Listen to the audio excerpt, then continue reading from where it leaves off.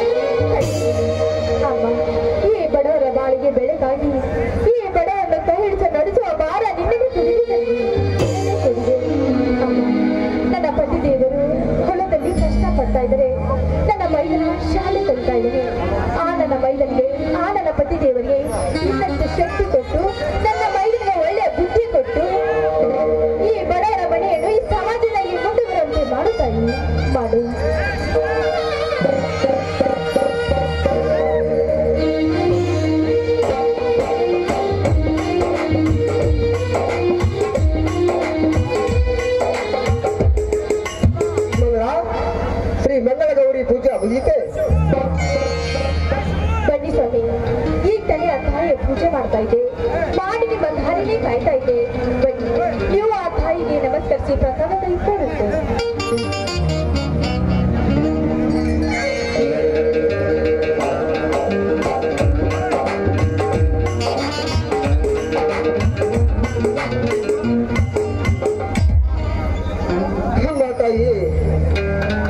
ನಿಜ ಮಾತು. ನಿನ್ನಿಂದಲೇ ಗಿರ್ಜಾ ವಲ್ಲಭ ನೆನೆಸಿಕೊಂಡ ಹರಣ ಸತಿ ನಿನಗೆ ನನ್ನ ಕೋಟಿ ಕೋಟಿ ನಮನಗಳು. ಮಾಮರದ ಕೋಗಿಲಿಯು ಕೂಡ ನಿನಗೆ ಅಮ್ಮ ಎಂದು ಆನಂದಿಸುವುದು. ನಾವು ಇಂದು ನಿನ್ನನ್ನು ಪೂಜಿಸಿ ಭಾಗ್ಯವಂತರಾದೆವು ತಾಯಿ, ಭಾಗ್ಯವಂತರಾದೆವು.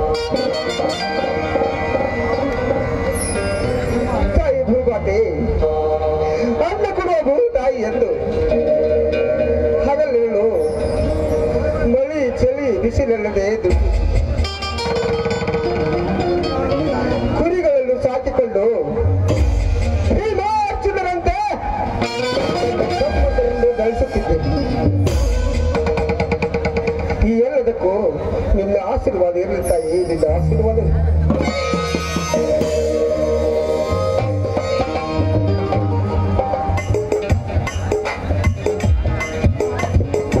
ಸ್ವಾಮಿ, ಇದೇನ್ರಿ ಇದು? ನೀವು ಆಡಿದ ಮಾತಲ್ಲಿ ಏನೋ ಕಠೋರತೆ ಕಂಡು ಬಂದಿದ್ದಲ್ಲ ಸ್ವಾಮಿ? ಹೌದು ಮಗಳ, ಹೌದು. ಕಠೋರತೆ ಎಂಬುದೊಂದು ಈ ಕಠಿಣ ಕಾಲದಲ್ಲಿ ಅಗ್ನಿ ಪರೀಕ್ಷೆ ಕಟ್ಟಿದ್ದಂತೆ. ಅದರಲ್ಲಿ ನಮ್ಮನ್ನು ಗೆಲ್ಲಿಸಿ ಪಾಸು ಮಾಡಮ್ಮ ಎಂದು ಕೊಟ್ಟೆ. ಅಂದರೆ ಇದರ ನಿಜದ ಅರ್ಥ ಏನು ಸ್ವಾಮಿ? ಅದರ ಅರ್ಥ ನೀ ಬಯಸಿದರೆ ವ್ಯರ್ಥ. ನನ್ನ ಮಾತು ಅಲ್ಲಗಳೆಯುವುದಿಲ್ಲೆಂದು ನನಗೆ ಮಾತು ಕೊಟ್ಟೆಯಾ? ಸ್ವಾಮಿ, ಇದೇನ್ರಿ ಇದು? ನೀವು ಆಡಿದ ಮಾತು ಸ್ವಾಮಿ. ಪತಿ ಆದವಳು ಈ ಮನೆಯನ್ನು ಕರೆಕೊಡಿಸಿ ಎಷ್ಟೇ ಕಷ್ಟ ಬಂದ್ರೂ ಕೂಡ ಅದನ್ನೆಲ್ಲ ಸಹಿಸಿಕೊಂಡು ಪತಿಯ ಸೇವೆ ಮಾಡೋದೇ ಹೆಣ್ಣಿನ ಧರ್ಮ ಸ್ವಾಮಿ. ಹಿಂದೆ ಶಾಸ್ತ್ರ ವಚನದಲ್ಲಿ ಹೇಳಿಲ್ವಾ ಸ್ವಾಮಿ, ಸತಿಯು ಪತಿಯನ್ನು ಸೇವೆ ಮಾಡ್ತಿರೋ ಹೆಣ್ಣು ಅಂತ ಹೇಳ್ತಾರೇನ್ರಿ? ಇಲ್ಲ ಸ್ವಾಮಿ, ಅವಳು ಸತಿನೇ ಅಲ್ಲ. ನಿಮ್ಮ ಮಾತ ಸಾಕ್ಷಿಯಾಗಿ ಹೇಳ್ತಾ ಇದ್ದೀನಿ. ಅದ್ಯಾವ ಮಾತಂತ ಹೇಳಿ ಸ್ವಾಮಿ, ಆ ಮಾತನ್ನು ನಾನು ಖಂಡಿತವಾಗ್ಲೂ ನಡೆಸಿಕೊಡುತ್ತೇನೆ.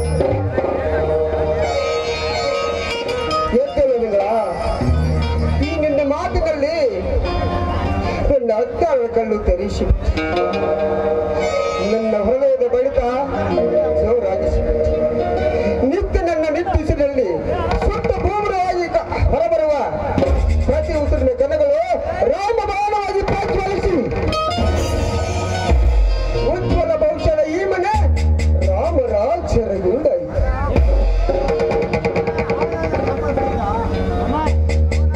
ಹಾಲೆಲ್ಲ ತಮ್ಮ ವೀರ. ಸ್ವಾಮಿ, ಇದೇನ್ರಿ ಇದು? ವೀರ ಅಂತ ಮಾತು ಅರ್ಧದಲ್ಲೇ ನಿಲ್ಲಿಸಿಬಿಟ್ಟಲ್ಲ, ಏನಾಯ್ತು ಸ್ವಾಮಿ? ಮಗಳ, ಅವನ ತಾಯಿ ನನ್ನ ತಾಯಿ ಅಕ್ಕ ತಂಗಿಯರು. ಗಂಡನಿಲ್ಲದೇನೆಲ್ಲ ಚಿಕ್ಕಮ್ಮ ರೋಗದಿಂದ ಸಾಯುತ್ತಿರುವಾಗ ಆ ವೀರನೆಂಬ ಕೂಸನ್ನು ನನ್ನ ಕೈಗೆ ಕೊಟ್ಟು ಸತ್ತು ಹೋದಳು ಚಿಕ್ಕಮ್ಮ.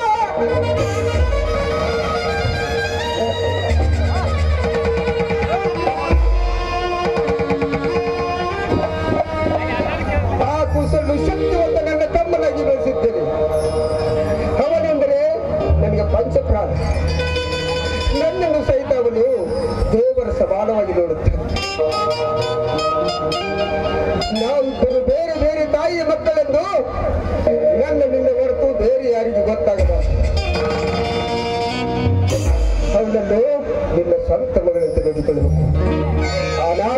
ಅನಾಥ ಮಗನೆಂದು ಭಾವಿಸಬೇಡ. ಇದೇ ನನ್ನ ಆಶೆ. ಸ್ವಾಮಿ, ಇದೇನಂತ ಮಾತು ಹೇಳ್ತಾ ಇದ್ದೀರಾ? ಶಕ್ತಿಯಲ್ಲಿ ಭೀಮನು ನನ್ನ ಮೈದುನ, ಯುಕ್ತಿಯಲ್ಲಿ ಕೃಷ್ಣನು ನನ್ನ ಮೈದುನ, ಬುದ್ಧಿಯಲ್ಲಿ ಮಹಾರಾಜನು ನನ್ನ ಮೈದುನ.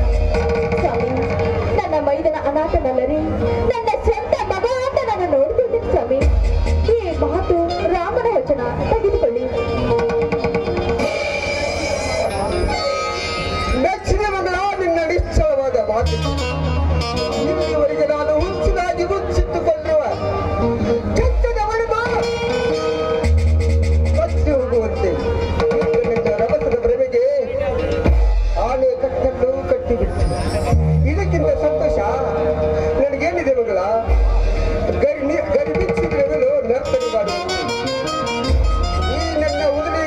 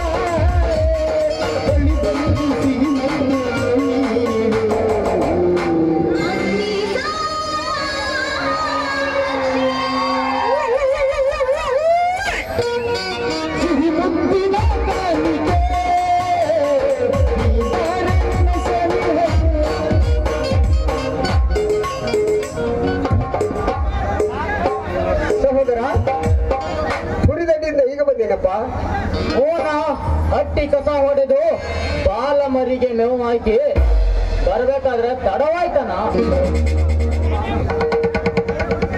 ಬಾರಪ್ಪ ಮಗ, ಈಗ ಬಂದ್ಯಾ? ನೋಡು, ಕೈ ಪಾಕ ತೊಳ್ಕೊಂಡು ಉಪ್ಪಿಟ್ಟು ಚಹಾ ಮಾಡಿದ್ದೇನೆ, ತಿನ್ನಂತೆ ಬಾರಪ್ಪ. ಈ ಬೀರನಿಗೆ ಉಪ್ಪಿಟ್ಟೇನಮ್ಮ? ನನ್ನ ಹೆತ್ತ ತಂದೆ ತಾಯಿ ಅಂತಿರುವ ನಿಮ್ಮ ಕೈ ತುತ್ತಿನಿಂದ ಕೆಚ್ಚದೆ ಬೇಯಿಸಿಕೊಂಡಿರುವ ಈ ಬೀರನು ಈಗಾಗಲೇ 1 ಟನ್ನಿಗೆ ಹಾಲು, 1 ಬೋವಾನಿ ಜೋಳದ ಮುದ್ದ ಉಂಡೆ ಬಂದಿದ್ದೇನೆ. ಹಾಗೆ ತಮಗೆ ನಾ ಅಂದ್ರೆ ಇಷ್ಟ ಅಲ್ಲವೇ? ಯಾಕೋತಪ್ಪ ಹೀಗೆ ಮಾತಾಡ್ತೀನಿ? ನೀನೆಂದರೆ ನನಗೆ ಅದೆಲ್ಲವನ್ನು ತಮ್ಮ ಧರ್ಮದ ನುಡಿಗಳಿಂದ ಕೇಳಿಸಿಕೊಂಡನು ಅಣ್ಣ. ಅದು ಅದು ಯಾಕನ್ನ ತೊದಲಿಸುತ್ತಿರುವೆ? ಈಗಲೇ ಹೇಳಿದೆಯಲ್ಲ ಅಣ್ಣ ಅಂದ್ರೆ ಪಂಚಪುರಾಣ ಅಂತೇಳಿ. 10 ಮರಿ ಮಾಡಿದ 10,000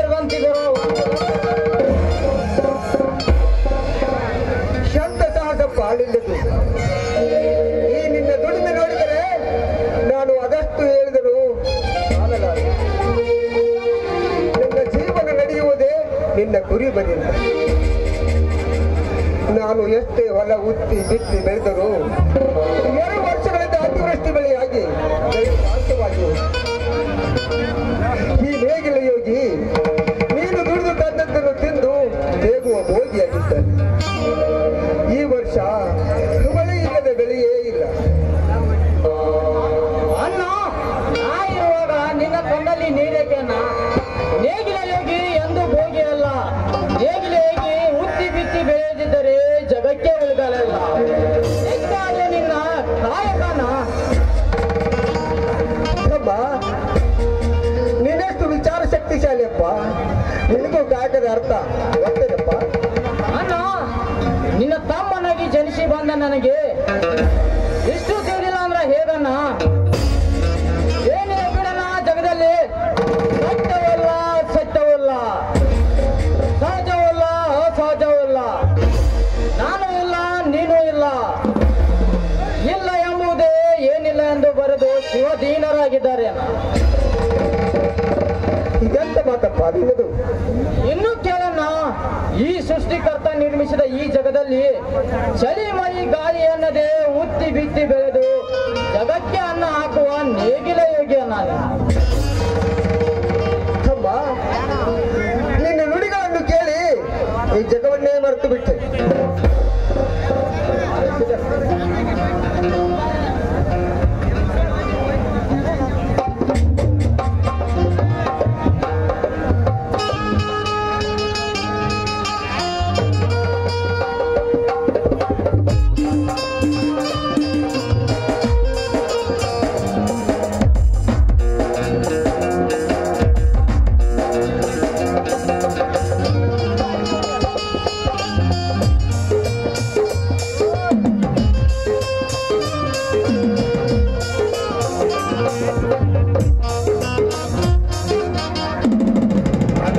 ಏನಿದೆಲ್ಲ ಸಂತೋಷದ ಸಂಭ್ರಮ.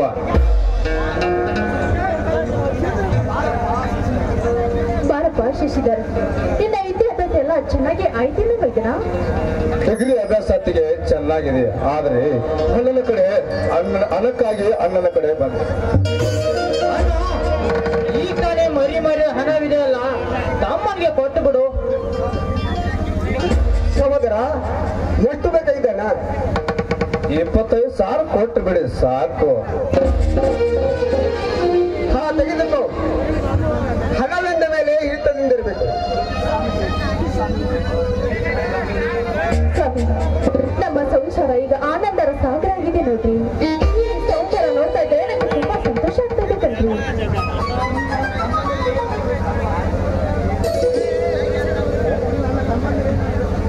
ಈ ನನ್ನ ತಮ್ಮಂದಿರೇ ನನಗೆ ಬಂಗಾರ. ಈ ನನ್ನ ತಮ್ಮಂದಿರೇ ನನಗೆ ಸರ್ವ ಆಸ್ತಿ. ಈ ನನ್ನ ಆತ್ಮೀಯ ಕಲಾ ಪೇಟಿಸರುಗಳು, ಈ ನನ್ನ ಆತ್ಮೀಯ ಕಲಾ ಬೇಜುಸರುಗಳು, ಈ ನನ್ನ ಆತ್ಮೀಯ ಕಲಾ ಗಾಯಕರು, ನನ್ನ ಆತ್ಮೀಯ ಕಲಾ ಡೌಲಕದವರು, ಇವರೆಲ್ಲರೂ ಹುಡುಪಿಗೆದ್ದು ಬಾರಿಸುವ ಹಾಗೆ ಒಂದು ಇಂಪಾದ ಗೀತೆ ನಾನು ಸಂತಸದ ಸಮಯದಲ್ಲಿ ಸಂಭ್ರಮದ ಗಾಳಿಯಲ್ಲಿ ಬಂದ ಹಾಡು